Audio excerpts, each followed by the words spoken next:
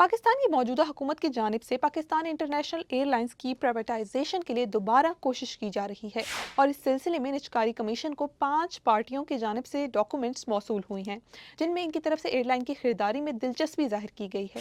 واضح رہے کہ گزشتہ سال حکومت کی جانب سے پی آئی اے کی نجکاری کی پہلی کوشش اس وقت ناکام ہوئی تھی جب قومی ایئر لائن کی خریداری کے لیے صرف ایک کمپنی کی جانب سے 10 ارب روپے کی بولی لگائی گئی تھی، جبکہ حکومت نے اس کی فروخت کی کم از کم قیمت 85 ارب روپے مقرر کی تھی۔ تو اب پی آئی اے خریدنے میں کن کمپنیوں نے دلچسپی کا اظہار کیا؟ ان کمپنیوں میں لکی سیمنٹ، ہب پاور، کوہارٹ سیمنٹ اور میٹرو وینچرز پر مشتمل کنسورشیم شامل ہے۔ عارف حبیب، فاطمہ فرٹیلائزرز، سٹی اسکول اور لیک سٹی ہولڈنگز پر مشتمل گروپ نے بھی قومی ایئر لائن خریدنے میں دلچسپی ظاہر کی ہے۔ اسی طرح ایئر بلو اور فوجی فرٹیلائزرز کمپنی نے بھی باضابطہ طور پر اپنی اسٹیٹمنٹس آف کوالیفیکیشن جمع کروائی۔ نجکاری کمیشن نے قومی ایئر لائن کی بولی کھولنے کی تاریخ کا حتمی اعلان نہیں کیا، تاہم اس عمل میں اکثر 2 سے 3 مہینے لگتے ہیں۔